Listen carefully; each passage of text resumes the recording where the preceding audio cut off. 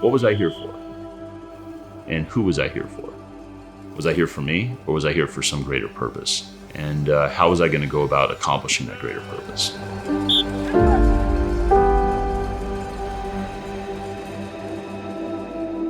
My name is Justin Redemer. I'm 37. I came to this church in 2011.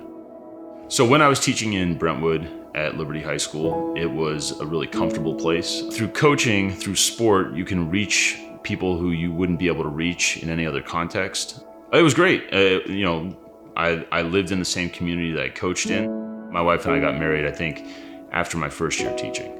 I had enough status within the department to teach whatever I wanted. So I hit a point about 5 years into teaching. We felt like our time in Brentwood was coming to an end. God was saying, that's not all that there is in life. There is something else called the kingdom. And in order for the kingdom to be built, I need the workers to go. And so I put out a number of job applications for head coaching positions, got a few interviews, but the only one that offered me was Hayward. And I just felt God telling me, go to Hayward. Everyone we told thought we were crazy. Like, why would you leave Brentwood?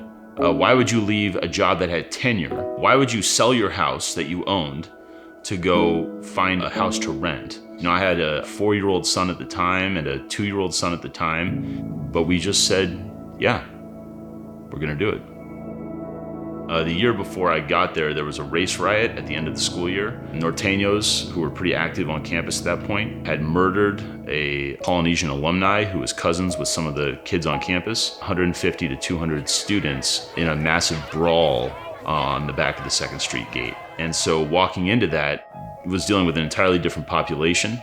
The players, I remember I walked in the very first day, I was handed a list of prospective players, and I went through and evaluated all their GPAs, and I think our collective team GPA was like a 0.7. In my entire time at Liberty, I maybe broke up 1 fight.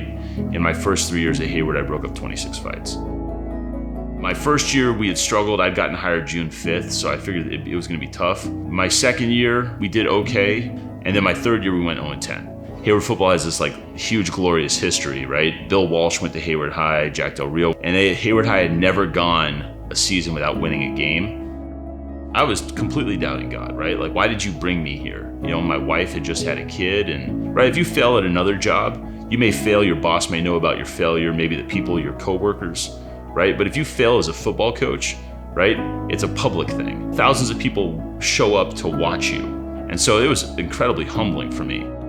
When I had a player who died in April, he was a senior and he had a full scholarship to the University of Wyoming, and he drowned off the coast of Half Moon Bay. That was probably one of the hardest things I've ever had to deal with. You know, this is a young man who lived right down the street from us. I used to babysit my kids.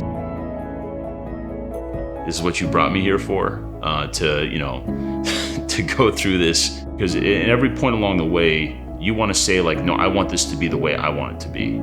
Like, I want to grab control of this and like take it for myself. But I think God's call ultimately is to give that up, right? I mean, how can we actually claim to be Christians when we've controlled every outcome of our life? I came to the realization that if everything I am is football and football doesn't work out, then what have I done, right? It's about building young men. It's about discipling. It's about being light in the darkness. I was really able to reach a whole different demographic through coaching.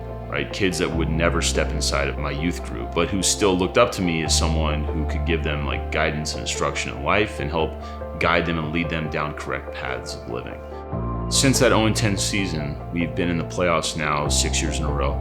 We have been able to put 8 young men on scholarship in college. When I first got to Hayward High, teachers were resentful or upset that they would have football players in class, but now they love having football players in class. From a GPA perspective, our team GPA has been like a 2.7, 2.8, which isn't a 3.0, but from where we were, like a 0.7. This past year, in a graduating class of 15 seniors, all but 2 are going to 4 or 2-year colleges.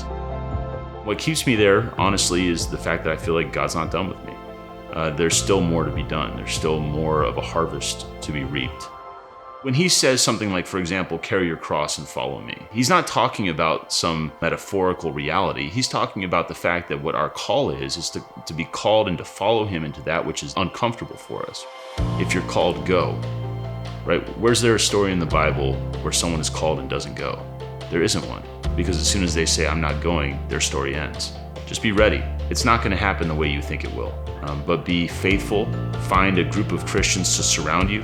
And what I realize is that I'm a steward. Man, I'm a part of God's narrative in this place, to give them encouragement, to give them wisdom and counsel. But at the end of the day, I'm a servant. I'm not a master. And I need to act as such.